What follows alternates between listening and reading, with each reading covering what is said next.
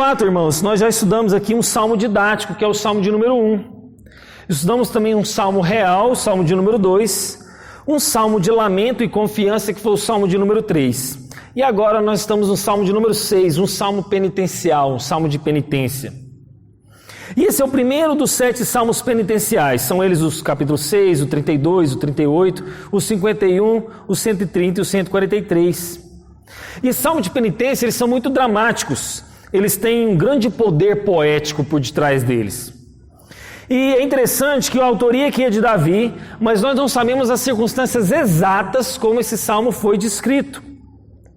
O fato é que Davi está passando uma dificuldade muito grande que tem a ver com o seu físico e com a sua alma. E também está muito ligado aos pecados que ele cometeu. Aparentemente, se a gente olhar aqui, nós não vemos uma clareza de iniquidade, Senhor, perdoa-me pelos meus pecados, nós não vemos isso. Mas o fato dele clamar nos versos 1 e 2 sobre que Deus não o repreenda na ira dele, não o castigue no furor, tem a ver com a disciplina que ele estava prestes a sofrer. E ele fala também de compaixão. E não só isso, mas os Salmos 38, os irmãos abram lá brevemente o Salmo 38, um pouquinho mais adiante, só para os irmãos entenderem um pouquinho mais de contexto. Esse Salmo de 38, ele inclusive no título está falando em memória. E aí ele começa exatamente como o Salmo de número 6, ele fala: não me repreenda, Senhor, na tua ira, nem me castigue no teu furor. Cravam-se em mim as tuas setas e a tua mão recai sobre mim. Não há parte sã na minha carne. Veja a semelhança do Salmo 6 com o 38.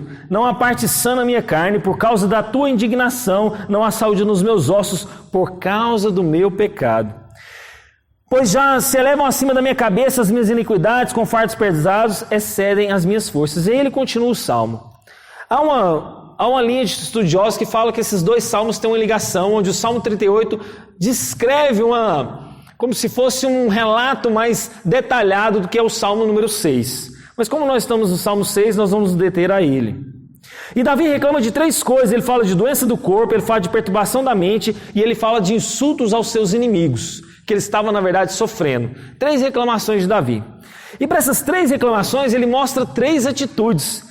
Ele fala de derramar suas queixas diante de Deus, ele implora seriamente por compaixão que Deus retome o seu favor a ele, salvação, e ele então se distingue daqueles que praticam iniquidade.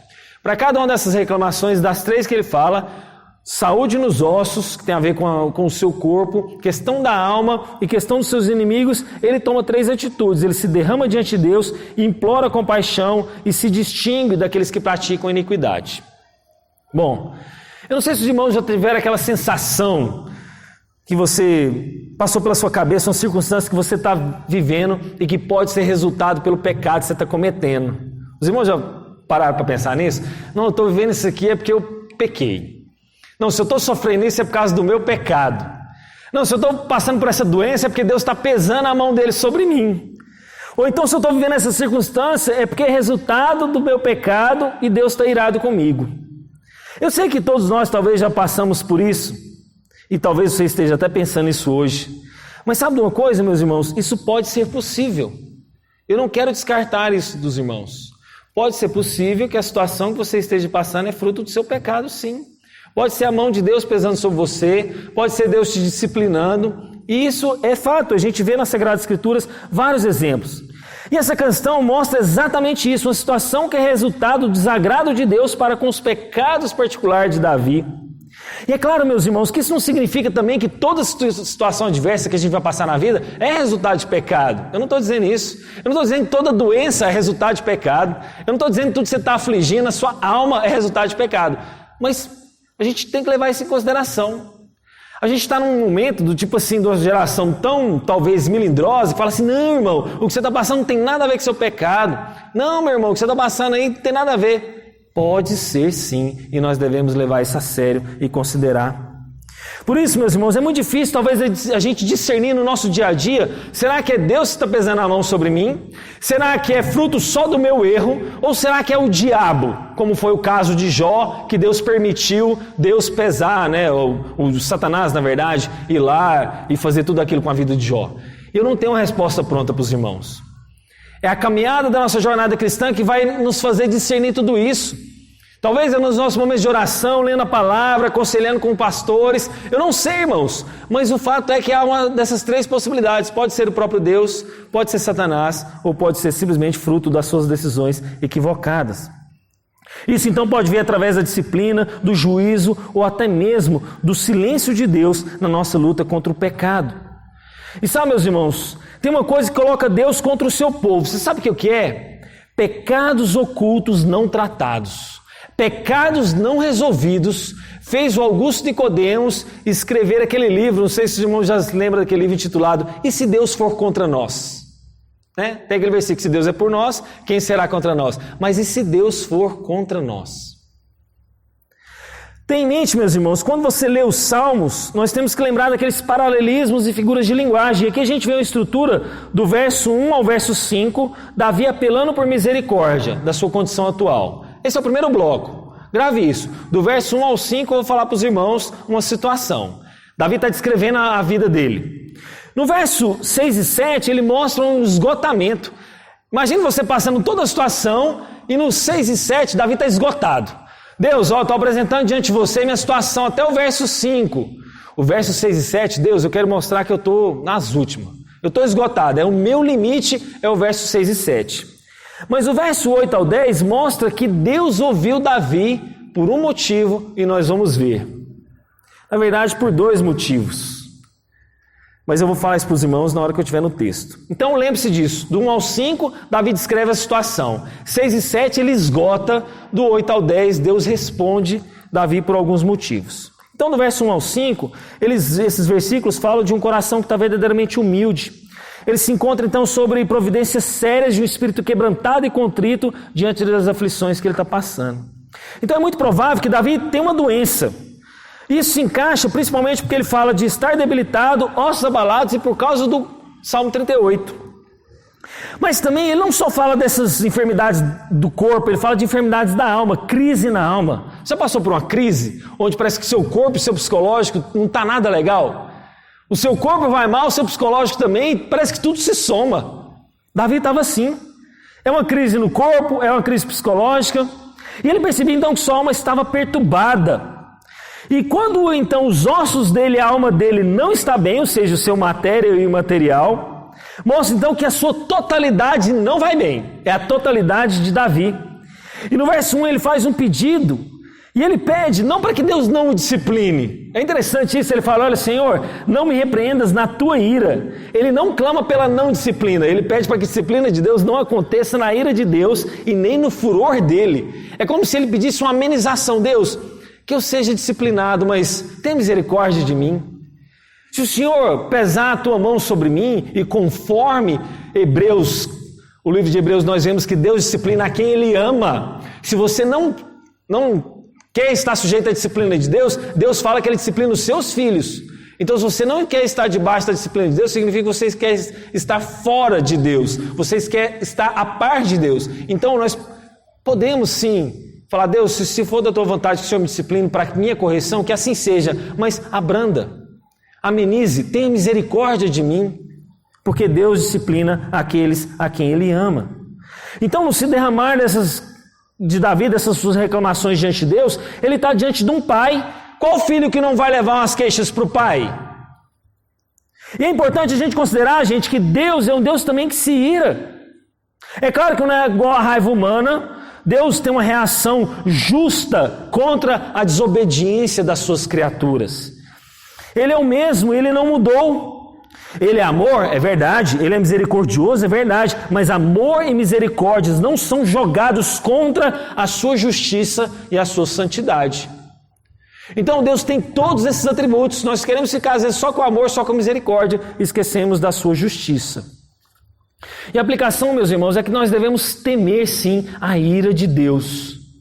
Mais do que qualquer outro problema externo que você esteja passando essa noite, você deve temer primeiro ao Senhor. Tem gente que fala, só Deus pode me julgar, mas isso não te teme? Não deveria trazer temor e tremor no seu coração se só Deus pode te julgar?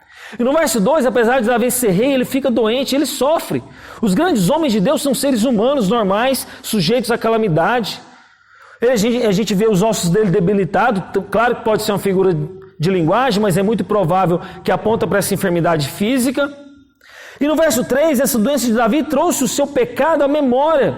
Então ele olha como sendo um sinal da tristeza de Deus para com ele. E essa então foi a grande aflição da alma dele. É uma perturbação na alma, que muitas das vezes é pior talvez com a enfermidade física. Eu já passei por perturbações na alma que eu falei, Deus, talvez era melhor se nós estivéssemos enfermos do que estar sofrendo essa pressão maligna. E aí, gente, ele usa a expressão de até quando? Sabe que essa expressão só aparece 30 vezes em toda a Bíblia? E dessas 30 vezes, mais da metade é tudo dentro do Salmo. 30 vezes só que aparece até quando? E dessas 30, mais da metade é no livro dos Salmos. E mostra então que uma aparente demora de Deus em ouvir a Ele. A gente tem essa ideia do imediatismo da sociedade de hoje, que a gente quer a resposta, tudo bate pronto, como se fosse um drive-thru, né, de sanduicheria. Mas, meus irmãos, a didática é uma espera de Deus para nós. Sabe? Quando nós esperamos em Deus, Deus está trabalhando essa didática nas nossas vidas. Então a gente não anula, meus irmãos, que Deus é o mesmo Deus do ontem, do hoje e do amanhã. E a esse Deus vivo nós devemos confiar.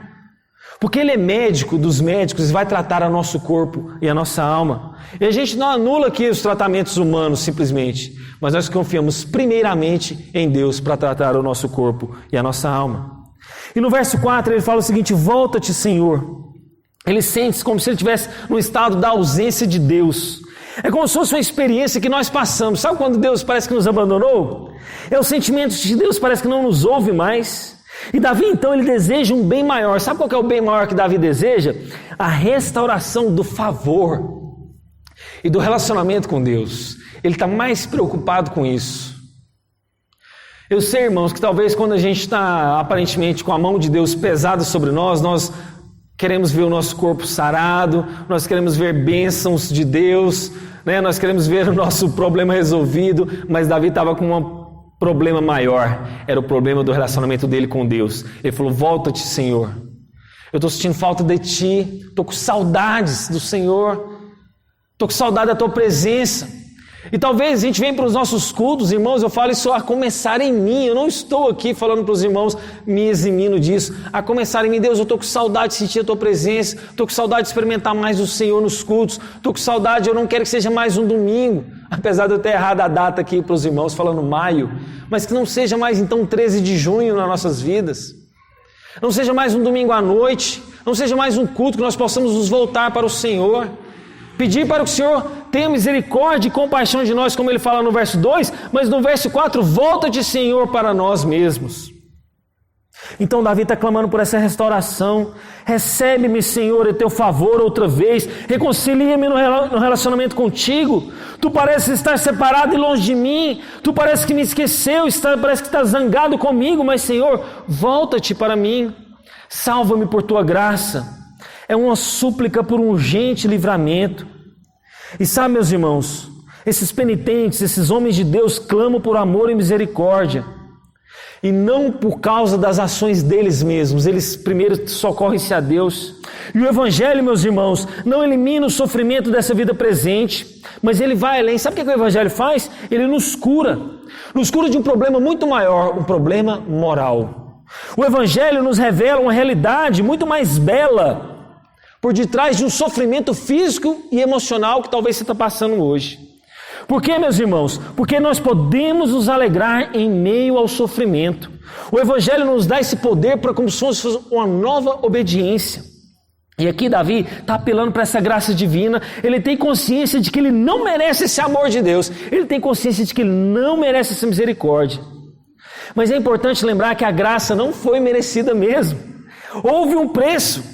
A graça não foi de graça. Os irmãos têm que lembrar sempre disso, pelo menos não para nós. A graça teve um preço muito alto. Ela para nós é um presente, mas por detrás dela tem um preço muito caro. A salvação da vida dele dependia exclusivamente desse amor gracioso. E aí é como se Deus estivesse corrigindo o seu filho, mostrando o que é a graça. E eu já disse isso para vocês aqui, é um pai, né? Eu já dei esse exemplo. Imagine um filho, né, que faz uma arte em casa, e o pai fala para ele o seguinte: filho, hoje eu vou liberar perdão sobre você pelo que você fez, mas saiba que vai ter um preço pelo que você quebrou, pelo objeto que você estragou. Alguém vai pagar por isso. Eu não vou te castigar hoje por isso. Eu vou derramar graça sobre você, derramar perdão. Mas saiba de uma coisa: esse objeto que você quebrou, o que você estragou aqui em casa, teve um preço. Alguém pagou por isso. Não foi de graça. E sabe, irmãos, é mais ou menos como alguém, imagina um motorista que está aprendendo a dirigir. Você está tirando carteira agora. E aí você está tirando carteira agora, né, está do lado do seu instrutor, e aí você de repente bate o carro no muro de uma casa, destrói o muro daquela casa, destrói o carro da autoescola, e chega o dono da casa. E o dono da casa vira para você e fala o seguinte: olha, fique tranquilo, eu vou pagar aqui as despesas desse carro. Fique tranquilo, não se preocupe com nada, eu vou consertar esse muro. Fique tranquilo, eu vou pagar até mesmo a sua habilitação. E isso é a graça de Deus, e isso é um favor de Deus. Mas saiba, teve um preço. Alguém teve que consertar um muro, alguém teve que pagar pelo carro, alguém teve que pagar pela habilitação. Mas para ele foi gratuitamente. E Davi clama por isso. E no verso 5 ele mostra que o salmista roga a Deus para que o livre da morte. Ele mostra que não só os vivos podem ele mostra que só os vivos podem testificar o poder e a graça de Deus. Ele diz: olha, Senhor, porque na morte não há recordação de ti, no sepulcro não, quem vai te louvar? Ele está mostrando aqui que só os vivos podem testificar desse poder e da graça de Deus, conforme Isaías 38:18. Então, meus irmãos, a tragédia da morte silencia a adoração do homem. O homem não pode mais louvar, pelo menos não nesse mundo. Pelo menos não nesse mundo. Ele termina com os planos humanos, separa a pessoa do seu próximo e impõe ela um fim. E esses gritos lá do fundo do coração do salmista é porque ele tinha medo de morrer. Ele tinha medo que a mão de Deus o pesasse ao ponto de que matasse ele. E aí, meus irmãos, esses gritos do fundo do coração de Davi é como se ele estivesse proclamando: Deus, a vida é tão curta, não encurta ela mais. Não deixe que a tua disciplina encurte mais ainda a minha vida. Deixa eu viver mais um pouco. Porque a morte, meus irmãos, coloca um fim nessa oportunidade, nessa capacidade de servir a Deus nesse mundo. É claro, meus irmãos, é verdade, na presença de Deus elas estarão mais felizes. É claro que na presença de Deus haverá mais gozo. Mas os soldados que ficam aqui na terra, no campo de batalha, são mais úteis. Por isso nós podemos orar com boas razões que, se for da vontade de Deus, que Ele tenha ainda um serviço para nós nesse mundo. Que nós possamos ainda glorificar a Deus dia após dia aqui. Que nós possamos suportar as batalhas desse mundo e continuar para proveito do reino dEle aqui nessa terra e para a glória dEle e para o avanço da igreja. Ele mostra, meus irmãos, que se ele morrer, ele não apenas não terá condições de lembrar mais dos atos de Deus, mas ele também não terá condições de proclamar essa mensagem de adoração a outras pessoas. Então é como se ele gritasse: Senhor, se eu morrer, eu não terei mais como te dar louvores, não será mais possível incentivar as pessoas a me acompanhar nesse momento de adoração a Deus. Senhor, se a minha vida for embora, se o Senhor ceifar a minha vida, como eu vou te servir mais ainda neste mundo para te glorificar? Que os meus dias que ainda restam, eu possa ter uma grata lembrança dos teus favores. E aí, mais interessante, nós só estamos falando no início do verso 5, mas ele fala também de sepulcro. Olha só, no sepulcro, quem te louvará? E aqui ele muda de morte para sepulcro. E a palavra sepulcro aqui significa Sheol ou Seol, alguns falam. Sabe o que pode significar isso? Pode significar uma grande caverna, pode significar uma fortaleza, pode significar poderes das trevas, uma besta com presas. Mas o salmista aqui, ele clama por essa libertação do Seol, ou do Sheol, como vocês queiram dizer. Sabe por quê? Porque é como se ele gritasse mais alto.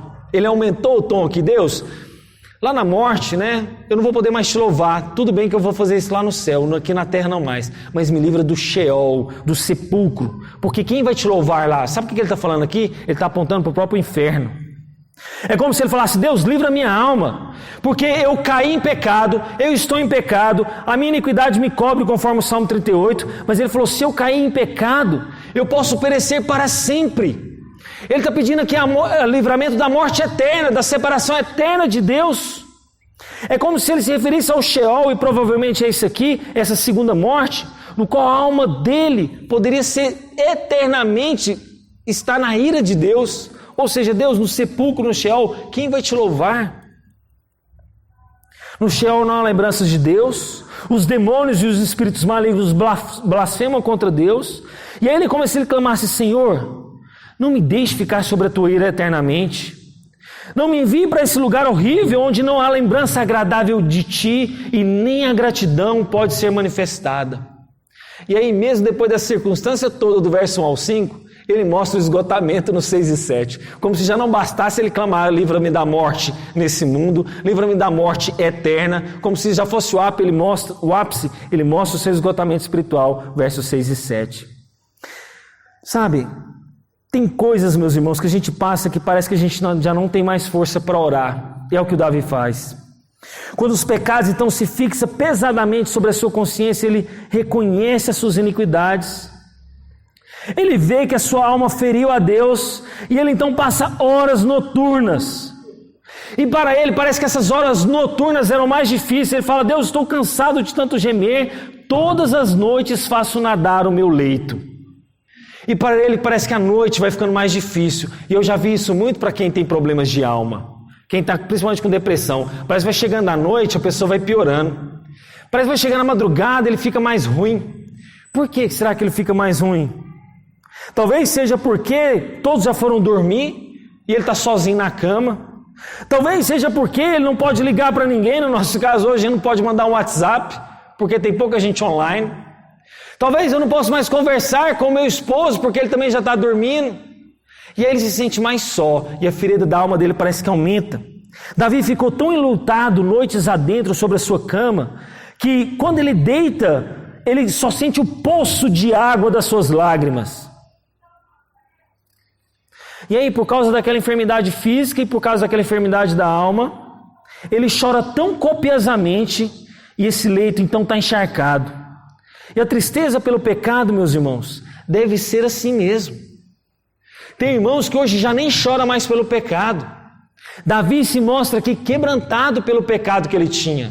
Davi se mostra aqui que ele empoçou a cama dele por causa das lágrimas. Claro, pode ser o hipérbole, pode. Mas você acha que suas lágrimas não molham o seu colchão no mínimo? Quer dizer que se você peca contra Deus, se você nem faz isso, como tem sido a sua tristeza pelo pecado? Mas ele chorou amargamente e abundantemente pelo pecado que ele tinha cometido. E talvez esse é um dos maiores desafios que nós temos na nossa vida. Sabe, sofrer o nosso pecado longe dos holofotes. Porque o que a gente tem? A gente tem uma mania de procurar plateia para o nosso sofrimento. E aí eu vejo irmãos em Cristo postando em rede social os seus lamentos, os seus sofrimentos, e eles querem chamar às vezes mais atenção para eles mesmos, ao invés de irem lá para o seu lugar secreto, resolver o seu problema diante de Deus, dos seus pecados. E sabe, meus irmãos, eu não estou dizendo que você tem que se isolar da vida, não. Você tem que buscar aconselhamento, claro, mas eu estou dizendo aquele outro oposto de gente que quer publicidade para o seu sofrimento. E sabe, irmãos, esse aqui é um problema da consequência de nós exaltarmos a nossa dor além dos limites bíblicos. Sabe o que acontece? O problema é que a gente torna a dor mais profunda do que o problema do nosso pecado. Quando a gente extravasa essa dor de certa forma pública, onde eu lanço holofote sobre a minha dor, eu quero, na verdade, o foco da minha dor, e esquece que, na verdade, o foco é por causa de um pecado seu lá por detrás, que você não tratou, que você escondeu, que você jogou para debaixo do tapete. E aí, meus irmãos, o pecado não pode ser reduzido a essa dor, porque pecado é pecado. Nós não podemos encontrar um outro culpado, senão a nossa própria transgressão. Mas aí mesmo depois Davi de mostrar o panorama da vida dele, mostrar que ele está esgotado, e eu passo para o último bloco dessa pregação, versos de 8 a 10. E aqui ele tem uma mudança súbita no versículo 8. Ele indica isso, que ele chegou a uma compreensão do socorro divino.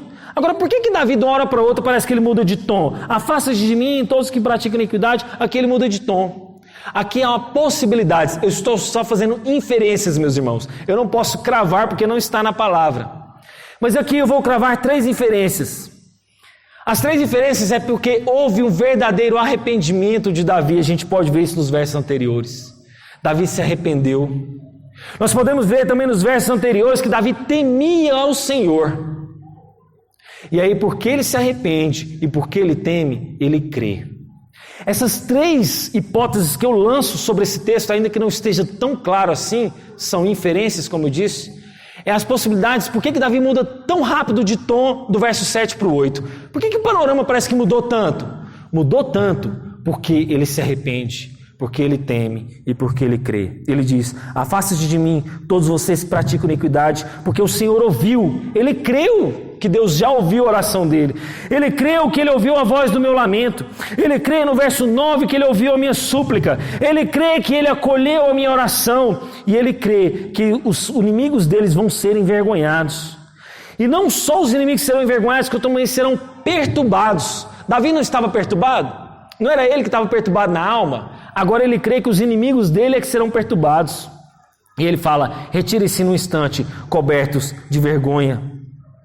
E aí, meus irmãos, o fato é que aqueles que estão verdadeiramente arrependidos dos seus pecados, pode ter a certeza que Deus vai ouvir o seu clamor, mas por causa da misericórdia de Deus. Sabe, meus irmãos, o arrependimento, o temor e a fé é que levou Davi a essa mudança súbita de cenário. E aí, por que ele tem a convicção de que Deus ouve então o lamento dele? Porque nós sabemos que as nossas orações hoje, nós temos clareza disso por causa da revelação das Escrituras, porque nós fazemos essa oração em nome de Jesus, mediada por Ele. Hoje nós vemos o motivo pelos quais as nossas orações podem ser respondidas. Mas eu quero listar aqui alguns, dos irmãos já sabem que eu já fiz essa pregação aqui, alguns motivos das nossas orações podem não estar sendo respondidas. Davi creu, Davi se arrependeu e Davi teve temor. Mas talvez, se a oração de Davi não tivesse sido ouvida, se ele não tivesse essa certeza, quais seriam então os aspectos dele possivelmente não ter essa oração respondida? Eu quero listar alguns. O primeiro, erro no relacionamento entre marido e mulher. 1 Pedro 3,7 diz: marido, vós igualmente viverei a vida comum do lar, com discernimento e tendo consideração para com a vossa mulher como parte mais frágil. Tratai-a com dignidade, porque sois vós juntamente herdeiros da mesma graça de vida, para que não sejam interrompidas as vossas orações. A sua oração pode não estar sendo respondida, talvez por um relacionamento errado em casa, com a sua esposa. A sua oração pode não estar sendo respondida por falta de perdão, conforme Marcos capítulo 11, 25. Por isso vos digo que tudo e quanto pedides, crede que receberdes, e será assim convosco. E quando estiver orando, se tende alguma coisa contra alguém, perdoai, para que o vosso Pai Celeste vos perdoe as vossas ofensas.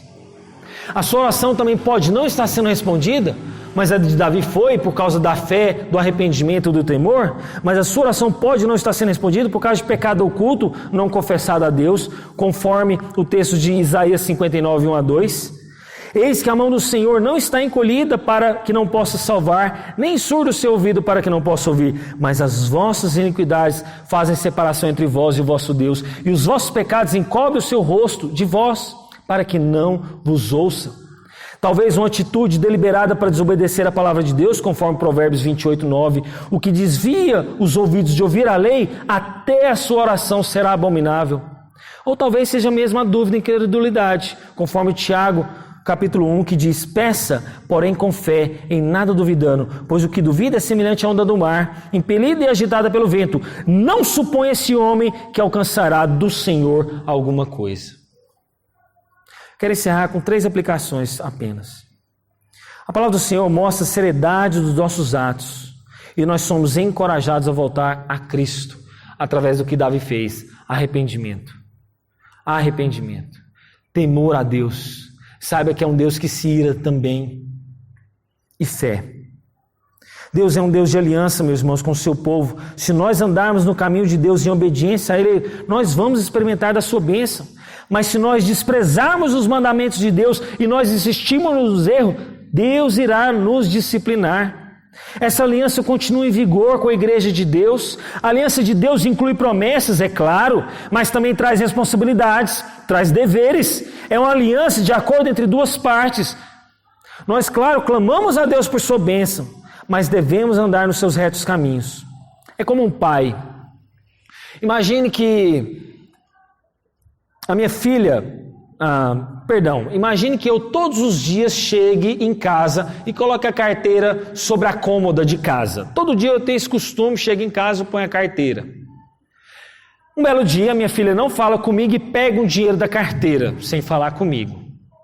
Aí eu olho naquela carteira, sei lá, vou pagar alguma coisa e falo, gente, mas eu tinha tal dinheiro aqui, cadê os meus R$10 para me pagar estacionamento? E eu tenho que sair, sacar esse dinheiro, voltar e pagar e vou embora. Aí eu volto em casa e falo assim, filha, você pegou R$10 aqui na minha carteira? Ô pai, me perdoa. Eu peguei esse dinheiro, mas me perdoa, eu me arrependo. E ela arrepende. E aí eu continuo com o meu ato de colocar a carteira ali na cômoda. E ela volta a pegar dinheiro, sem falar comigo. E aí eu estou de novo, longe, eu falo, gente, mas eu tinha um dinheiro aqui, volto, eu já chego direto para ela, falo, filha, você pegou um dinheiro aqui? Fala, pai, me perdoa, eu fiz isso sem querer, não vou fazer mais, me perdoa de novo. A aliança é restaurada, a comunhão é renovada. Eu volto a colocar minha carteira ali, até que acontece uma terceira vez. E aí quando ela pega o dinheiro de novo, eu já vou direto, filha, você pegou? Pai, eu já não sei mais o que eu falo, eu fiz isso de novo, me perdoa? O pai perdoa, o pai restaura a comunhão, mas eu não vou mais colocar a minha carteira na cômoda, eu vou mudar de atitude para poder disciplinar a minha filha. É assim que Deus faz conosco. Você erra, errou, você falhou, claro, Deus vai te perdoar, vai, mas sabe de uma coisa, vai chegar um momento que Deus vai ter que disciplinar você para te corrigir, mas porque Ele te ama. E a última aplicação tem exatamente a ver com isso. Deus, apesar da sua ira contra o seu povo, não o abandonou. Deus não se calou. Deus não ficou distante. Ele não está ausente. Porque Ele ama. Ele ama Davi. Deus não virou as costas para ele. Deus não desfez da sua aliança. Mas é importante, gente, a gente considerar que a nossa oração não substitui o nosso arrependimento. É necessário arrepender. É necessário mudança de vida. É necessário um conserto, sim. Sabe, se você tem um problema para resolver do seu pecado, vá lá, levante e resolva. Claro que nós temos que orar. Mas sabe, meus irmãos, uma coisa não substitui a outra. Orar é importante, mas não substitui a sua atitude. Jesus falou o seguinte: olha, se você chegar à casa de Deus, você trazer uma oferta, e se você lembrar que você tem algo contra o seu irmão, você deve deixar aquela oferta, deve deixar o culto e ir lá se reconciliar primeiro.